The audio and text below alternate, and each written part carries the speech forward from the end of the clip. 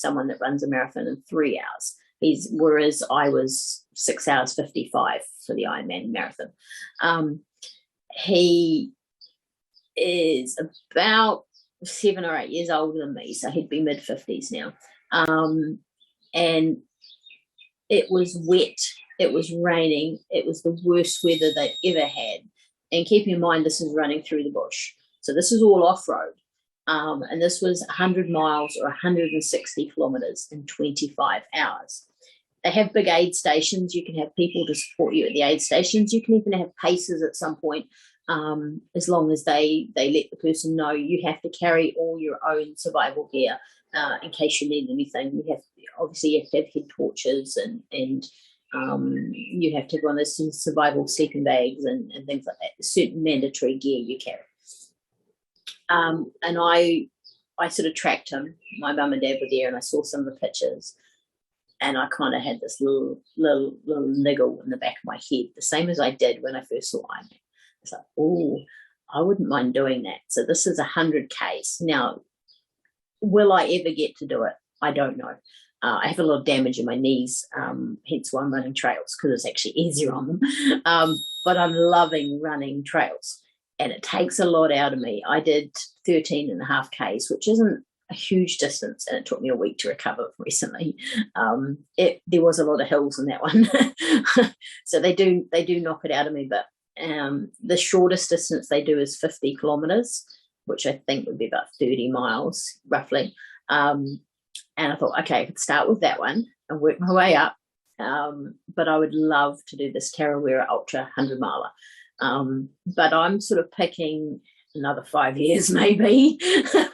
So I'll be in my 50s by then, and that's if my knees hold up. So I'm not going to get my hopes up, but that's what I'd like to aim for. Last year for the Ironman, I won a Tony Jackson scholarship. You remember the aid stations? Yeah. I keep getting this picture pop up on Facebook for the Tarawera Ultra, and it's bowls of lollies. I won the Tony Jackson scholarship, which was named after a man who completed 28 Ironman before passing away from cancer. He had a brain tumour.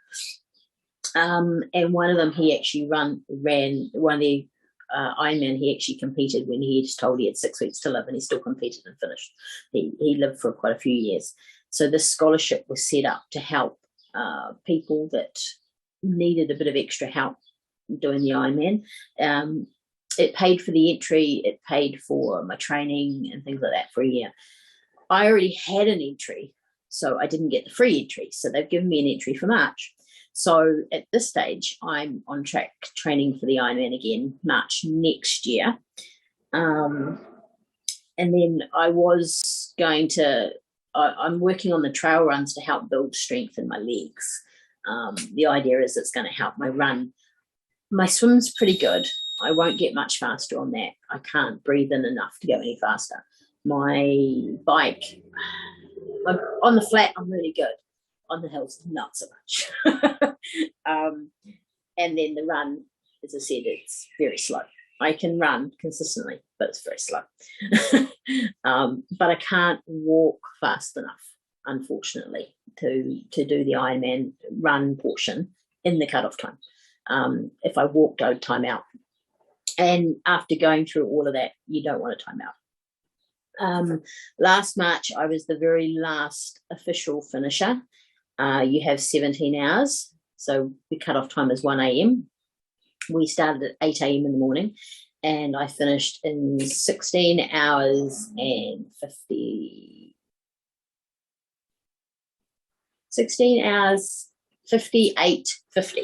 So I had 70 seconds to go.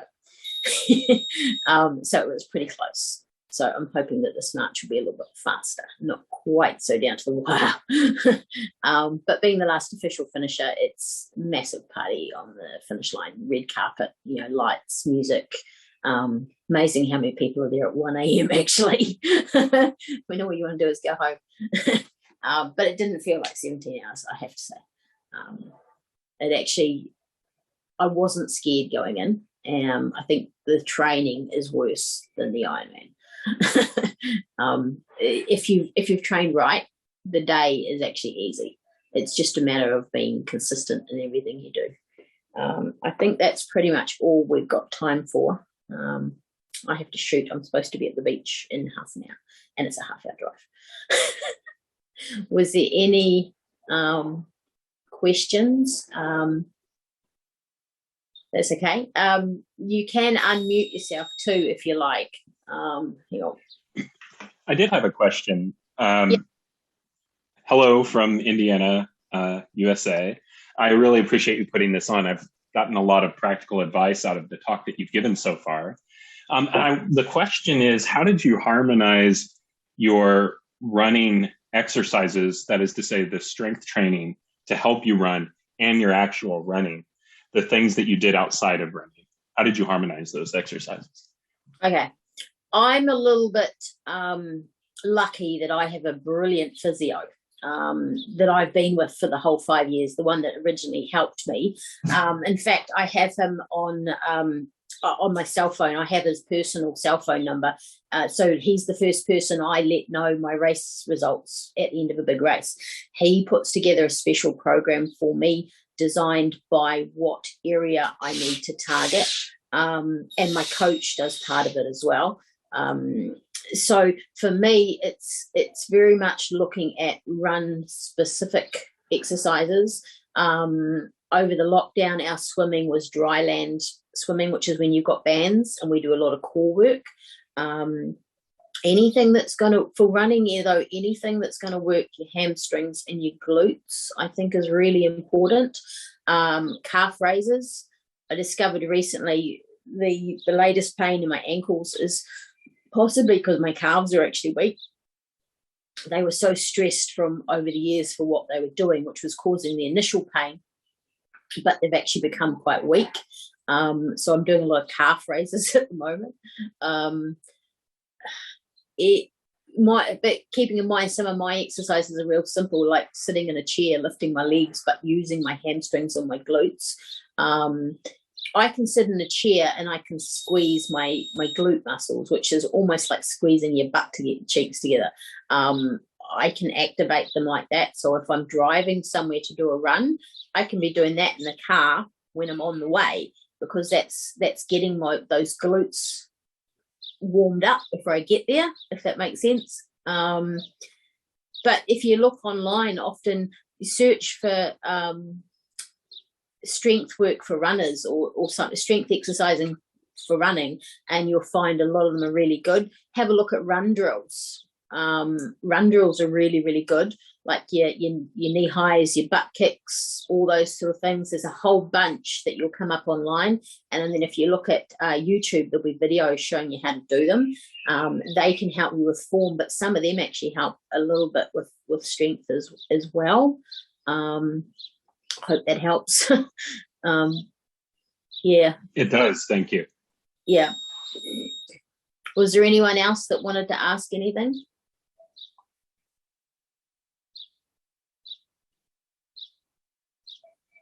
No. I suppose to further elaborate on that, I know it can be difficult, as you said, that there were some times where when you'd go out for a run where it would be debilitating for several days afterwards. Yeah. And I know for a lot of people with AS, they experience the difficulty with working their strength exercises in with their cardio exercises. And so did you find that one, like the timing was of importance there for you? When you trained your strength exercises versus when you went on your short or your longer runs, or did you have to recover, before you did your long runs, and how long? Yeah, I actually found that for the strength work, for some of my best runs, I did some strength. Well, I still do. I do a lot of strength work and then go and do the run. I was doing a lot of work in the gym at one point, and I injured my shoulder a few years ago, and I had to have surgery. And while I couldn't swim, I was working out in the gym, and I'd do a strength workout, and then I'd jump on the treadmill and run. And funnily enough, I actually found that my running was improving, And I think it was because I was strengthening the muscles that I needed for running, and they were warmed up before I went for the run. My big brick sessions, I have a full day off beforehand at the moment. I need it.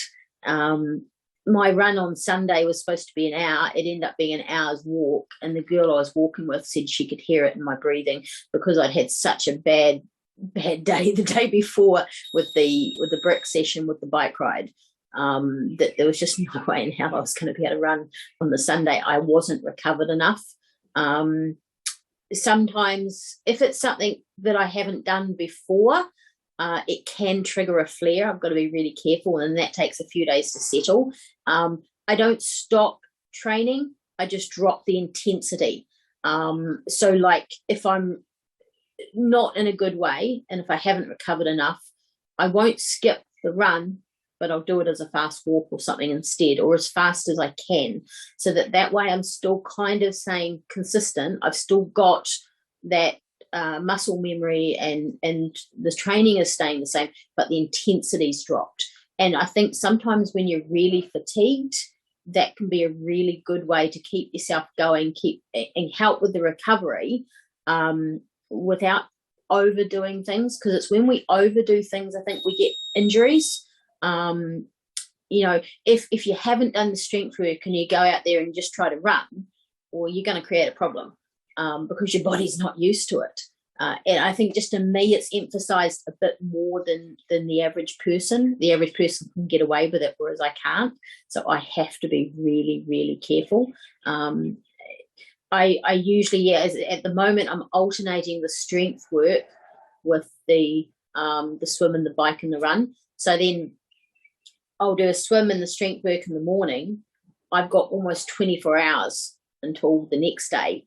And those next days, I usually do a bike and a run. They're a bit more. It's a bit more intense in one day, whereas everything used to be spread out a bit.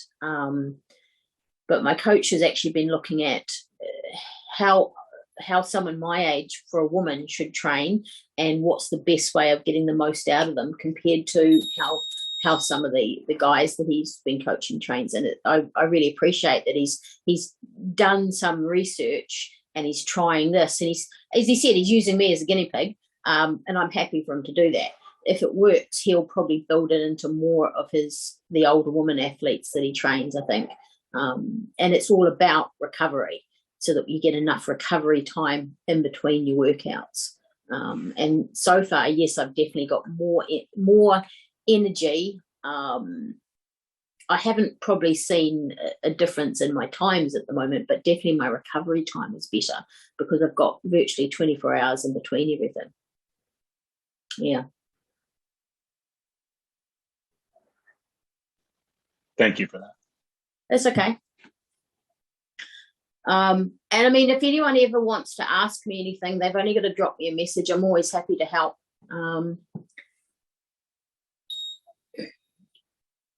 And what might work for me won't necessarily work for other people, but it may give them, it might point them in the right direction, or give them some ideas of how to start doing something, or if they're having an issue, it might give them an idea of what direction they should be looking at to find the answer. Definitely having, if you're going to be doing really, really long stuff, I think a good massage too, a really good massage every so often, or finding some way to help your muscles relax is another good thing for recovery.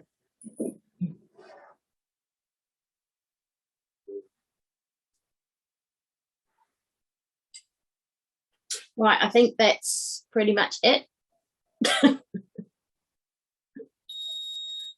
Thank you all for logging in. I hope everyone did get something out of it. Hopefully, if this is recorded okay, which it should have done, then we'll be able to put it up. Jens was going to create something that we could put it up online so that people could go back and view it later. I know I've had a few talks I've listened in on before where it's quite handy sometimes to go back and listen afterwards and pick up on different bits and pieces. But I appreciate everyone turning up. I wasn't sure how I'd go with this because I haven't done anything like this before. And hopefully I'll see you guys all at some of the events. In fact, yeah, probably tomorrow. I think I've got to do a 45-minute run, so I think I was going to see what events. That's the good thing with the Zwift long distance runners.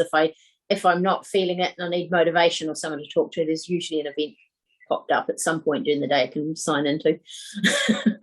My treadmill's not very good, unfortunately. It's very, very old. It didn't cost us a lot, and the tread speed is not very, very consistent. So it's not brilliant to run on. But it was better than nothing at the time. It got me going, got me started.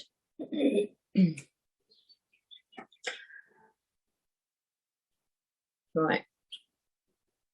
Okay, last chance for questions, and then I'm gonna end this.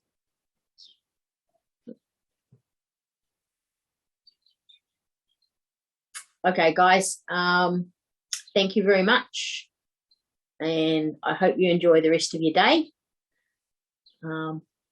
And I'll probably see most of you on Zwift. Thanks.